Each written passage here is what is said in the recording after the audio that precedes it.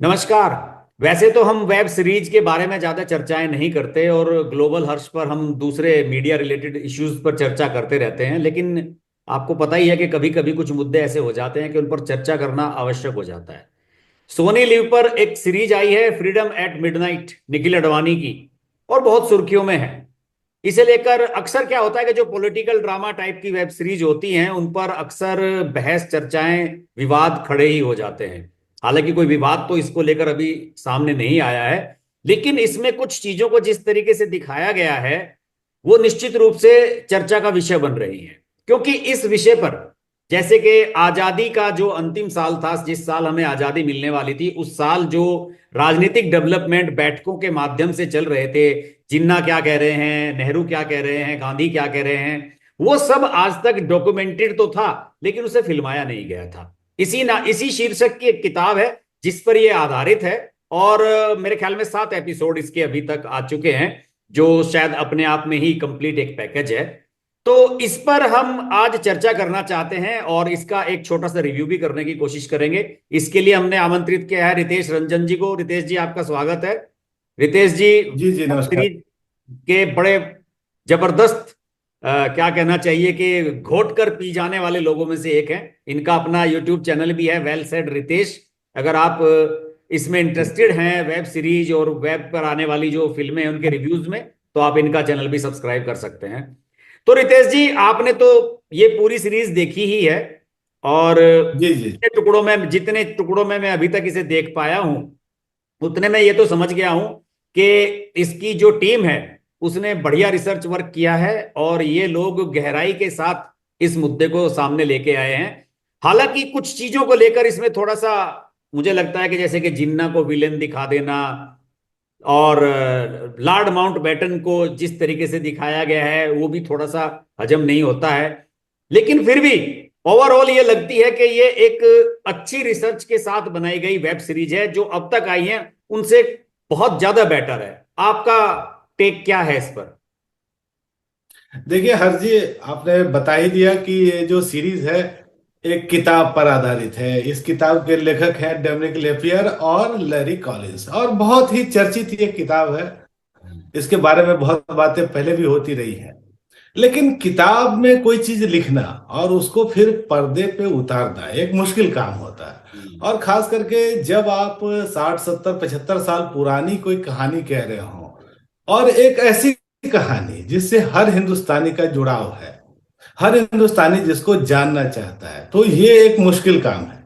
क्योंकि उस समय जो चीजें थी वो बिल्कुल ही अलग थी और आज अलग है। लेकिन उस समय का एक एटमॉस्फेयर क्रिएट जिस तरह से यहाँ किया गया है, वो एक अच्छी बात है। दूसरा, कि यहाँ जो फैक्ट्स हैं उसकी डिटेलिंग भी आपको बहुत सारी दिखती है। देखिए, इतिहास हम सबने पढ़ा है स्कूल में, कॉलेज में। लेकिन हमने क्या पढ़ा कि ये मुलाकात हो गई, कोई किसी से मिलने गया, या कोई घटना हो गई जैसे नोआखाली की घटना हो गई या कहीं और की। तो हम केवल एक, कहिए कि घटना के तौर पे इस चीज को पढ़ते आए हैं। लेकिन उस घटना का असर क्या था, उस समय का माहौल क्या था, और उसका क्या प्रभाव उस समय पड़ रहा था, इस चीज को समेटने, पर्दे में प्रस्तुत करना एक मुश्किल काम तो था। और निखिल आडवाणी और उनकी टीम ने ये काम बहुत अच्छे ढंग से यहाँ किया है।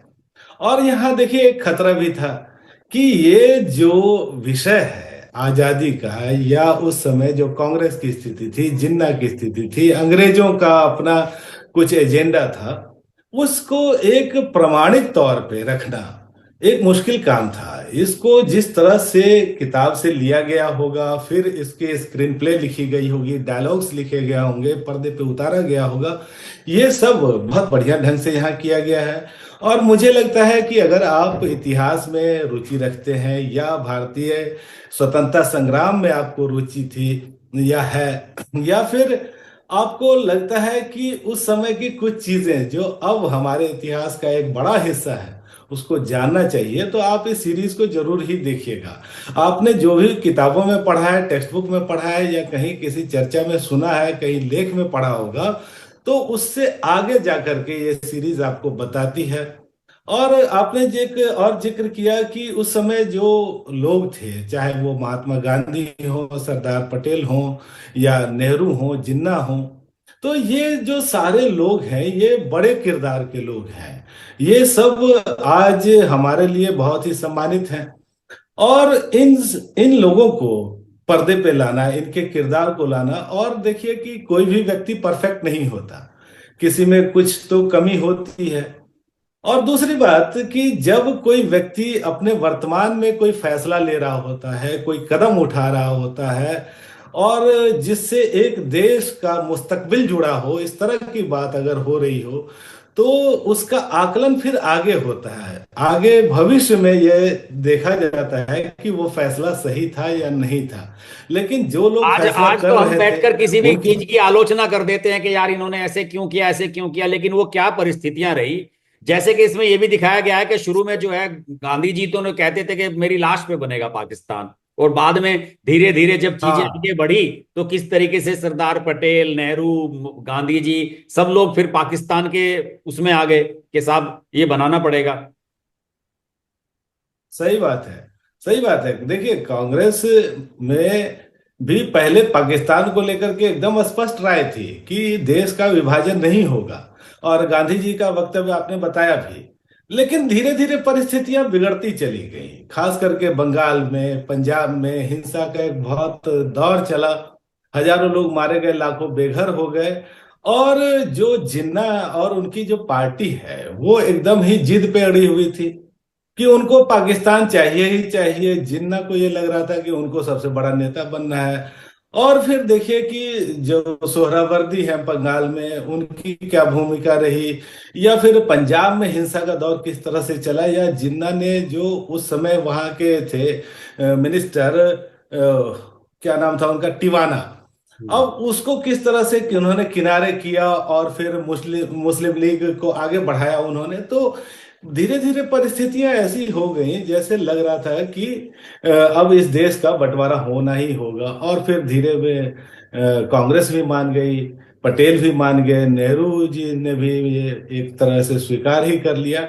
तो फिर गांधी जी के पास कोई ऑप्शन ऐसा बचा नहीं था, उनको भी ये बात माननी ही पड़ी। हालांकि अब उनके मन में जो भी उस समय विचार आया हो, या जितना भी उनको दुख हुआ हो, लेकिन हकीकत तो यही है। और ये हकीकत आप यहाँ देखते हैं, यहाँ अलग अलग जो लीडर्स हैं उनके जो विचार हैं, जो उनका स्टैंड उस समय में था, तो ये सारी चीजें यहाँ आपको डिटेल में दिखाई गई हैं। और ये मुझे लगता है कि ऐसे एक अच्छी ऐसे बात कौन है। से तथ्य इसमें आपको लगे कि जो आपको लगा कि आप नहीं जानते थे कि यार ये एंगल तो कभी हमने इस पे तो सुना ही नहीं कि यार इस पर इस तरह से भी हो सकता था, या इस पर इस बंदे का ये रुख था। जैसे कि लोगों का कहना है कि नोआखली का जो दंगा था, जिस तरीके से उसका पिक्चराइजेशन किया गया और जिस तरह से उसे प्रेजेंट किया गया है, आज तक किसी ने दिखाया ही नहीं है उसके सभी पहलुओं को। सही बात है।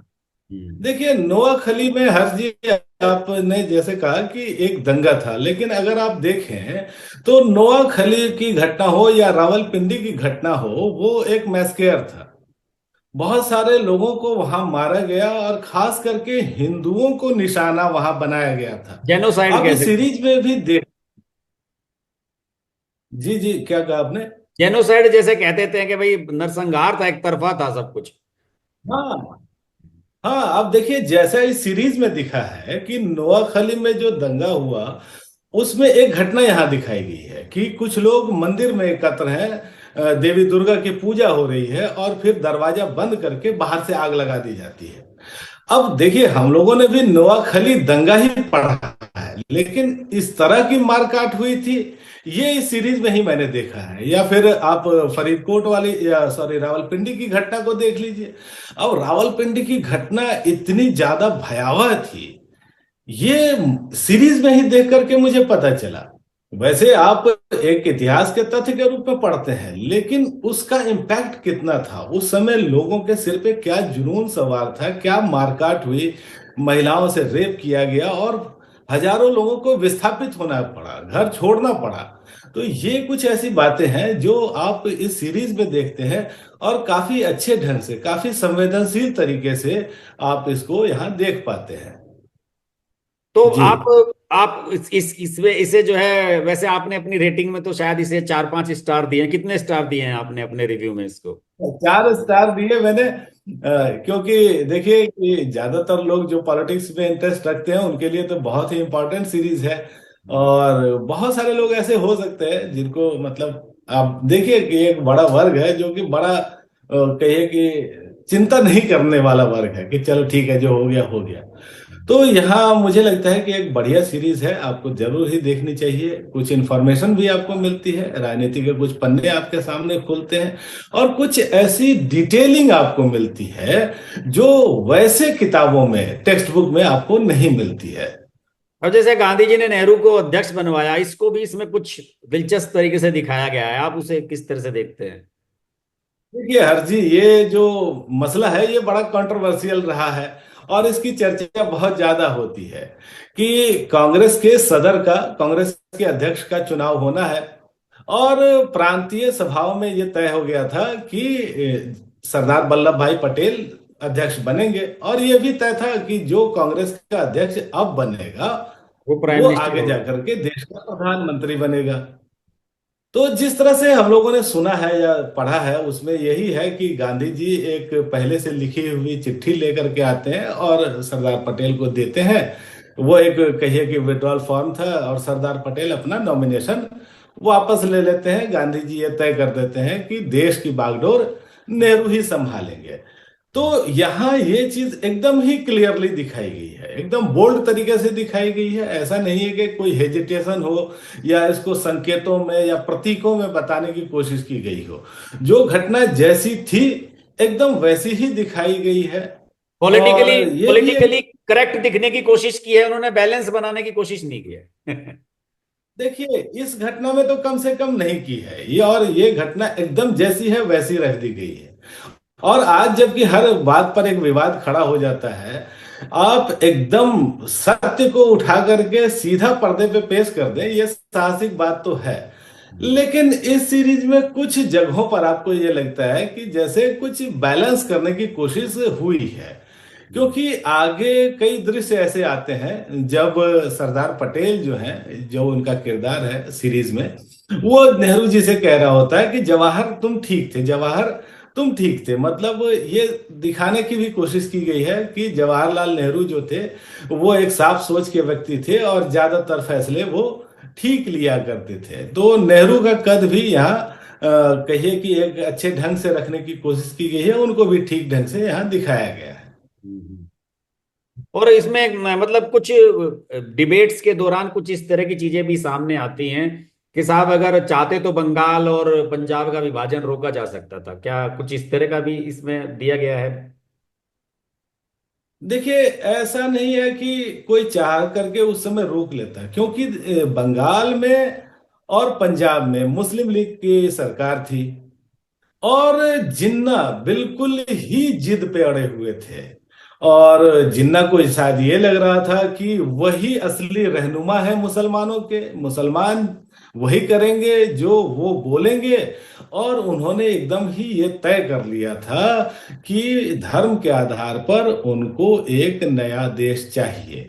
और देखिए कि किस तरह से चीजें बिगड़ती चली गई। अब जिन्ना ने एक बार ये घोषणा कर दी कि सीधी कार्रवाई की घोषणा, उसके बाद क्या हुआ, बंगाल में हालात बिगड़ गए।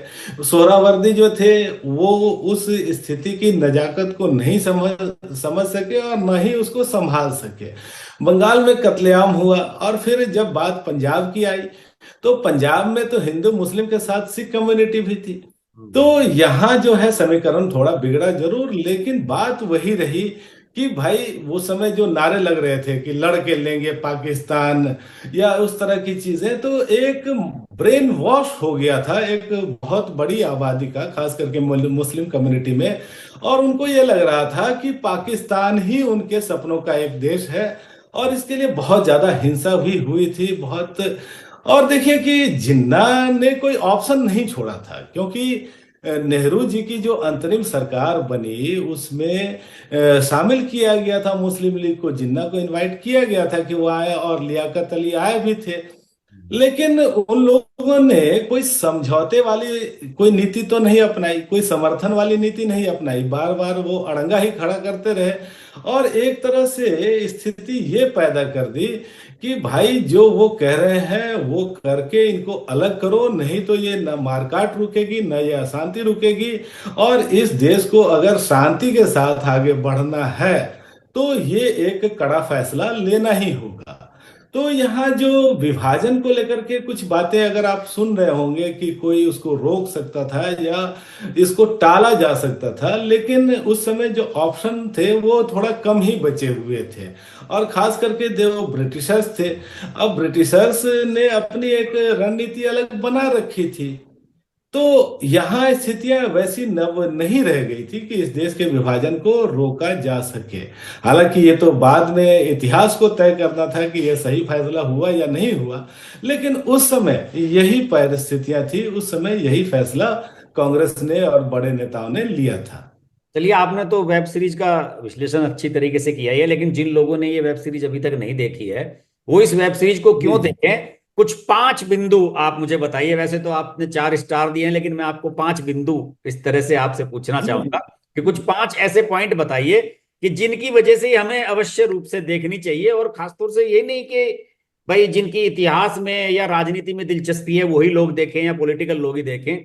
जो स्टूडेंट्स हैं, हमारी जनरेशन है, जिन लोगों को इनके बारे में जानकारी नहीं है, बच्चे हैं हमारे, आने वाली जनरेशन है जिन्होंने सब किताबों में ही पढ़ा है, उन्हें उनके लिए इसमें ऐसा क्या है कि वो 4-5 पॉइंट ऐसे बताइए कि जो आई ओपनर भी हो सकते हैं और इस सीरीज को देखने की वजह भी हो सकते हैं। देखिए हर्षी, ये जो सीरीज है इसको मैं एक जरूरी सीरीज भी कहूंगा, क्योंकि अपने इतिहास को जानना हम सबके लिए जरूरी है।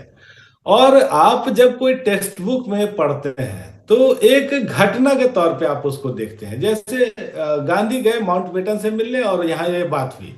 जब हम टेक्स्ट बुक में पढ़ते हैं तो बस इतनी बात हमको बताई जाती है। लेकिन जब आप इस सीरीज में देखते हैं तो आप ये देखते हैं कि उस समय देश का माहौल क्या था। उस समय जो मीटिंग हो रही थी दो लोगों के बीच में, अगर मान लीजिए गांधी और माउंटबेटन के बीच में ही मीटिंग अगर हो रही थी, तो उस मीटिंग के आसपास का माहौल क्या था। मीटिंग में जब ये लोग बैठे थे तो किस तरह का वहां किस तरह की बातचीत हो रही थी, इनका पोस्चर क्या था, इनके मनोभाव क्या हो सकते हैं। तो ये जो चीजें हैं ये आप स्क्रीन पे देख के ही समझ सकते हैं। किताब में इस चीज को इतना डिटेल से बताया भी नहीं जा सकता है कि जब गांधी जी बैठे थे तो उनको ठंड लग रही थी और माउंटबेटन ये भाप गए कि अच्छा चलो एसी बंद कर देते हैं या बाहर चल के बातचीत करते हैं। तो जो घटनाएं हुई हैं, जो हमारा इतिहास है, उसकी जो डिटेलिंग अगर आपको जाननी है तो आपको इस सीरीज को देखना चाहिए। दूसरा कि यहाँ आप इतिहास का एक ऐसा दस्तावेजीकरण देख रहे हैं जो कि बहुत ही प्रामाणिक है। यहाँ चीजें वैसी ही रखने की कोशिश की गई है जैसी हुई थी।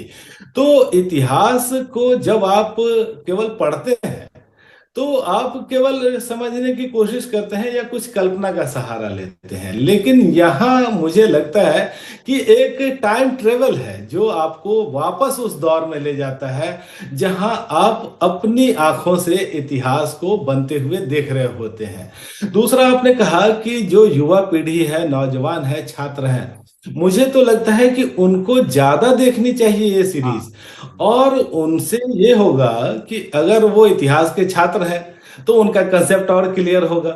अगर वो इतिहास में रुचि रखते हैं या अपने देश के आजादी के आंदोलन के बारे में जानना चाहते हैं तो उनको और क्लियरिटी से चीजें समझ में आएंगी।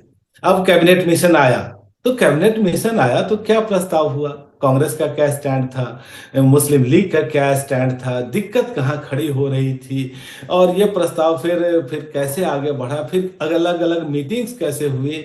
तो बिहाइंड द सीन क्या क्या चल रहा था, अगर आप ये जानना चाहते हैं तो भी आपको इस सीरीज को देखना चाहिए।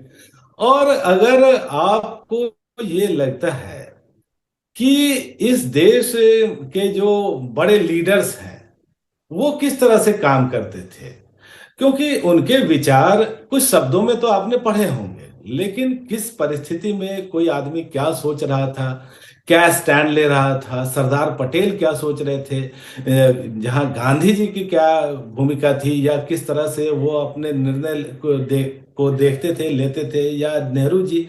तो बहुत सारी ऐसी चीजें हैं जिसके लिए मुझे लगता है कि इस सीरीज को न कि आम आदमी को देखना चाहिए, बल्कि छात्रों को, युवाओं को थोड़ा ज्यादा देखना चाहिए, ज्यादा गंभीरता से देखना चाहिए। जी हर्ष जी। चलिए, अब लंबी बातचीत हुई आपसे और आपने काफी इंसाइट्स भी इसकी बताई।